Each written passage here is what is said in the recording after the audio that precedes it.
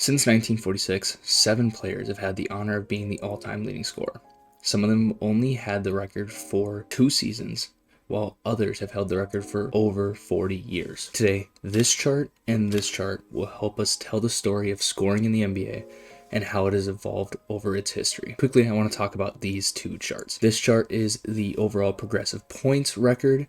Every dot on the chart shows where the record was pushed higher, and every flat line is where the record was held by someone retired. The second chart overlays the most points by a player active in that season, with each dot highlighted with the team color of the player.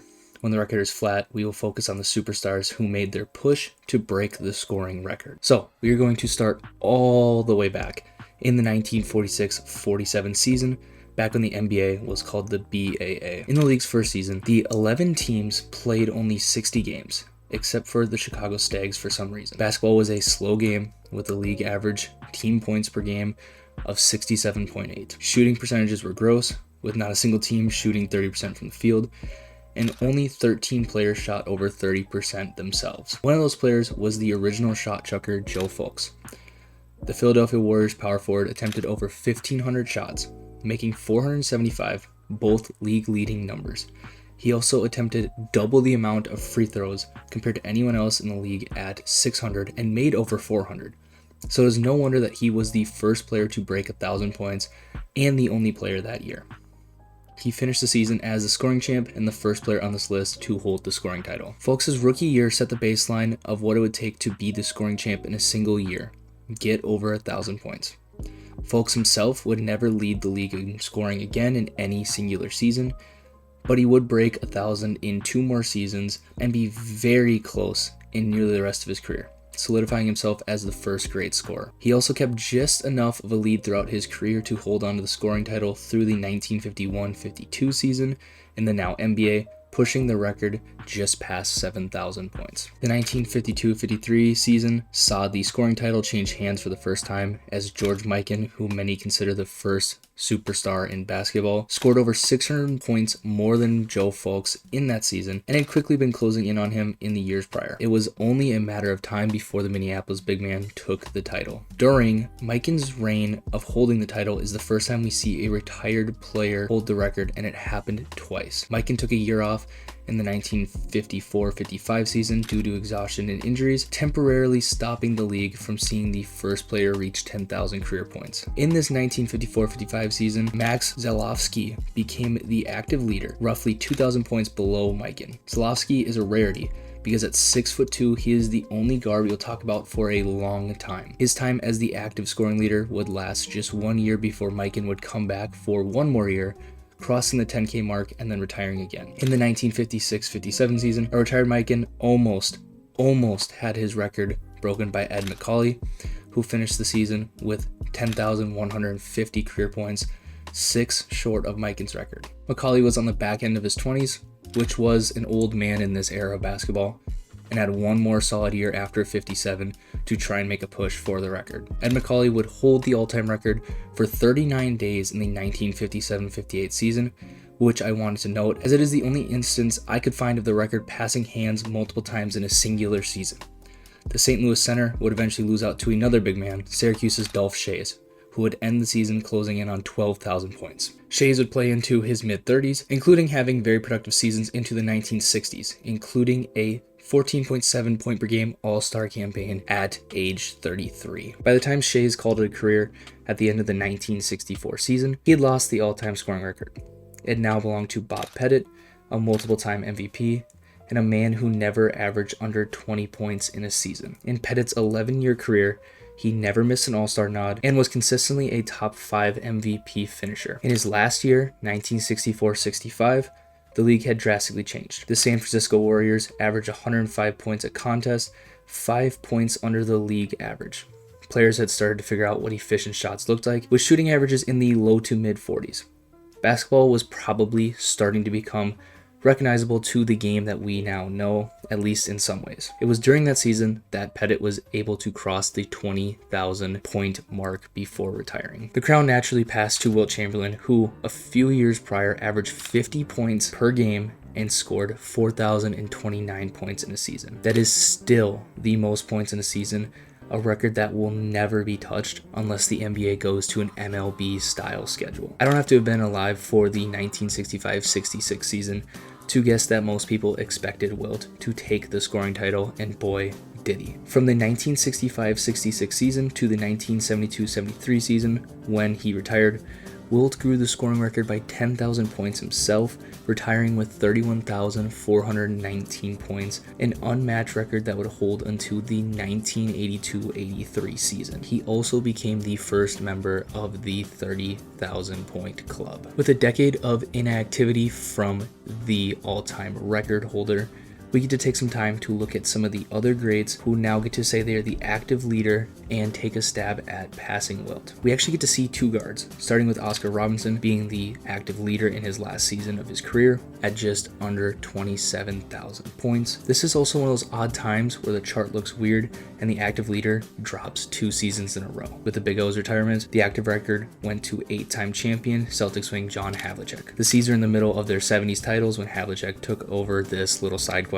He was never a 20-point per game scorer as his time as the active scoring champion. He and his Celtics were probably too busy trying to make some last efforts to put rings on the last 2 fingers. These Boston teams were so balanced, as in Havlicek's last season, the Celtics had 7 10-point per game scorers.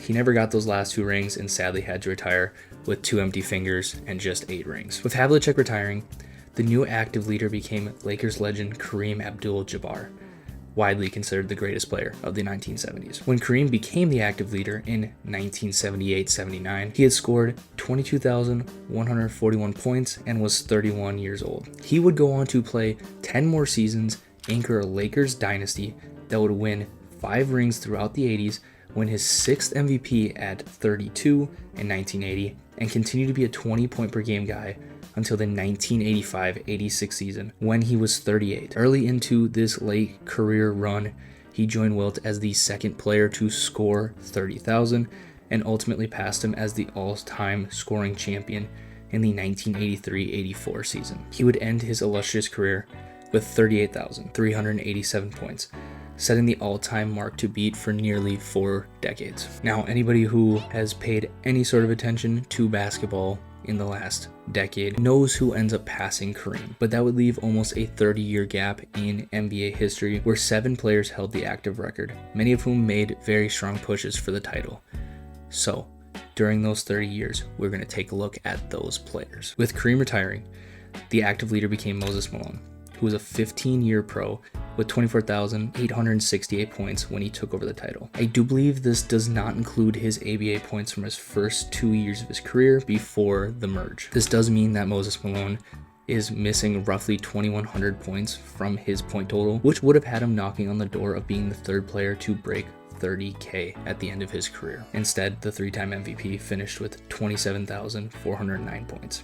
His late 30s were Malone's journeyman years, where he played 328 games of 410 possible for 4 different teams, averaging 12.4 points per game. After Moses Malone retired, a certain Chicago Bulls guard took over the reins of the active leader, finishing the 1995-96 season with 24,000 points, a solid gap between him and Kareem. Now, because of MJ retiring after his second set of three-peats, he only held the active record for 3 years, retiring the second time just under 30K. His Wizard years would get him above that 30K mark.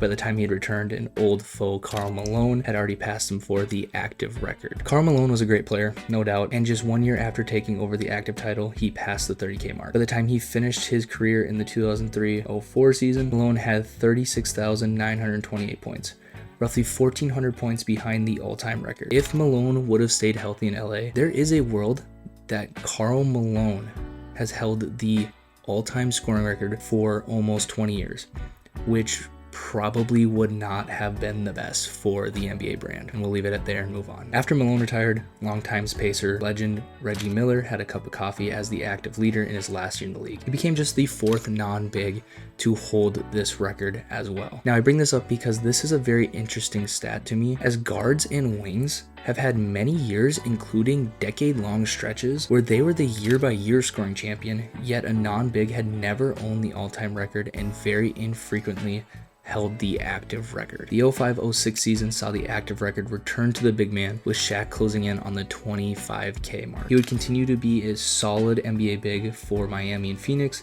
before starting to fall off in Cleveland and Boston in his last 2 years. Shaq finished with 28,596 points, and with his retirement, he handed the active record to his old running mate Kobe Bryant. As of recording, Kobe is the last guard to hold the active scoring record, holding it from the 2011-2012 season to the end of his illustrious career in 2016. While holding the record, Kobe had 2 years averaging 27 a night before tearing his Achilles, but even with that injury, Bryant was still able to easily clear the 30K mark and finish third all-time in scoring as of his retirement. After Kobe's retirement, Dirk Nowitzki held the active crown for 2 seasons at the end of his career, keeping the active leader above 30K the whole time. It is at this point that the active leader has always been over 30,000 points. Dirk had a very short reign, but he is still no doubt one of the greatest scorers, one of 8 players currently in the 30K club. And that brings us to LeBron James, who passed Dirk as the active leader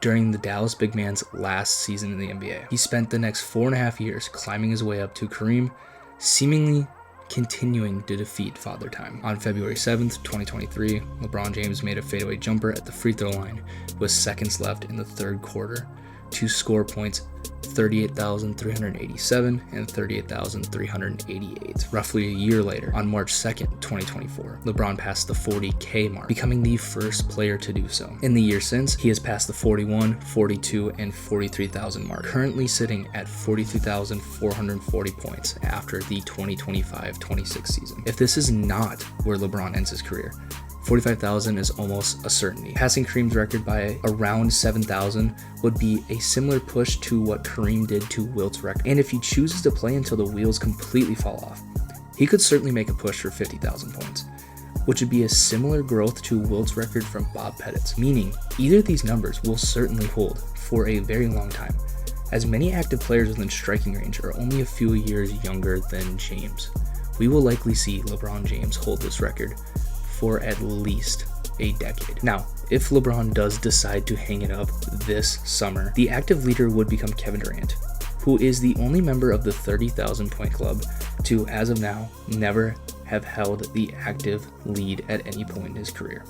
He currently sits 5th all-time with 32,000 points. An amazing career, no doubt. James Harden is only 700 points away from the 30K mark and would be the 9th member of the club. If KD retires before LeBron, Harden could become the next active leader when LeBron is done. Westbrook, DeRozan, and Curry are also all over the 25,000 point mark and could hold the rights to the active leader at some point in their careers, depending on when those in front of them retire. This shows a very distinct push towards guards dominating scoring.